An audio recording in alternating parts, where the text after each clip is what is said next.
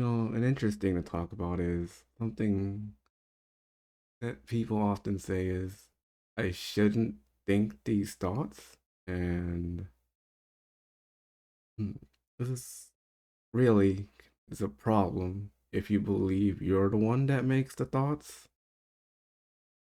And that's something you can really, if you can slow down enough and just examine, am I thinking these thoughts? Or even where do these thoughts come from? Are they even from me? Are thoughts even voluntary? Like if I talk about a golden flamingo, did you consciously really just want to imagine that? And if you can just notice the thought arising on its own, any thought really, pleasant thoughts, unpleasant thoughts, and just slow down enough to just see they really have no origin. They just come out of nowhere from nothing. And they're not personal because you're not thinking the thoughts. If it feels like you're thinking a thought, there's still some attachment to the thought that I am something that creates thoughts.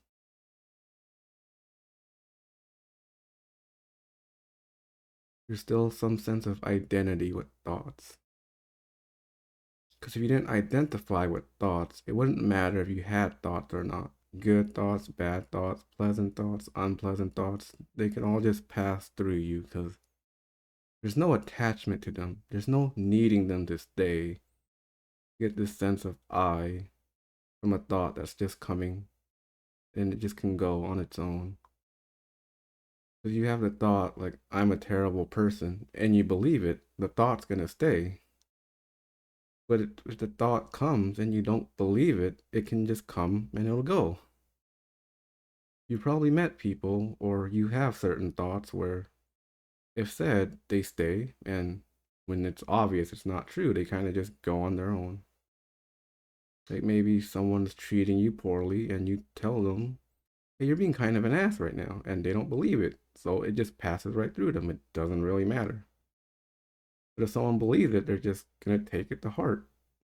And it can be the same for you if someone says something that you believe about yourself.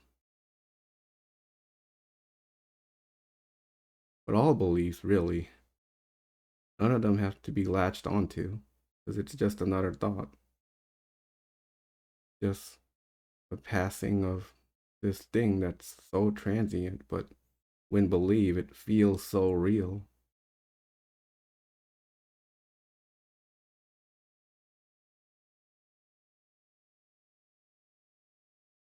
And really, that's all there is to say about thoughts. Is just you don't have to believe them. They're just like commentary in the background.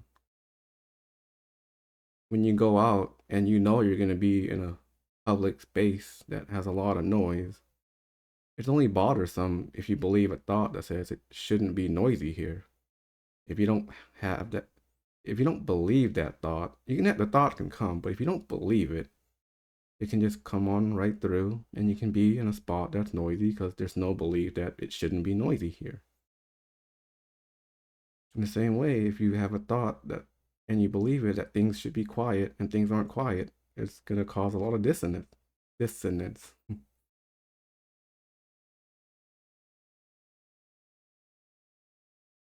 But if you can see the thought as just a thought and let it pass by, no matter what the circumstances are, there's no disruption. There's just whatever's here is here.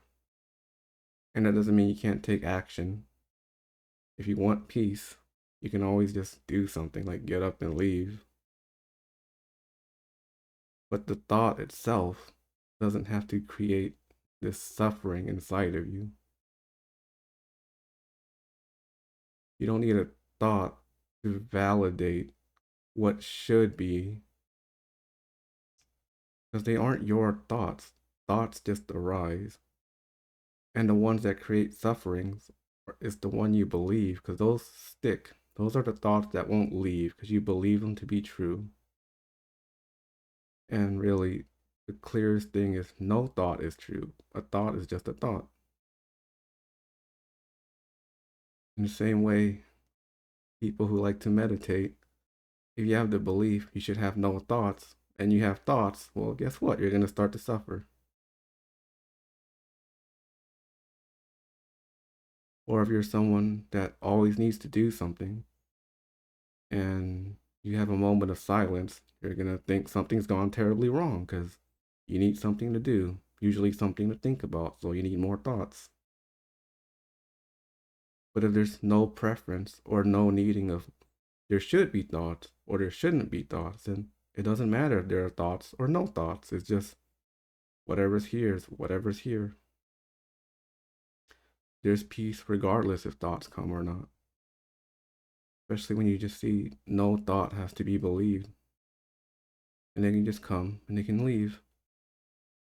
They don't stick. They're just as transient as they ever were. They're only really given form and stick if you really believe this thought has any need to stay and it has any importance.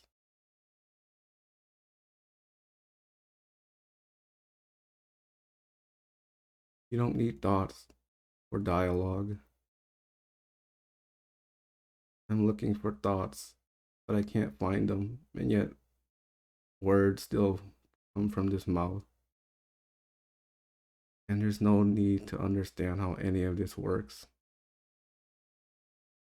because understanding is just a mental fabrication layered onto what's happening.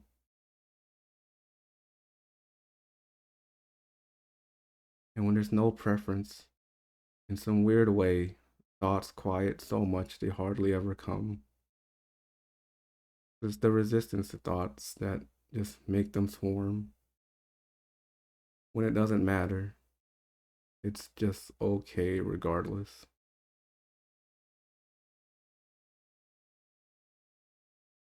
Thoughts are just thoughts. Thoughts aren't enemies, because that's just another thought. Thoughts aren't friends either, because that's just another thought.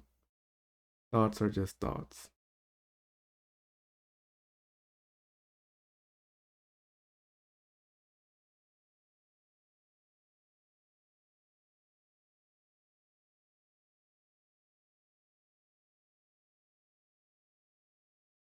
I really do hope there's an actual golden flamingo, though. That would be pretty cool. And yet I can have an opinion and say things, and there's no thought to believe, to be believed.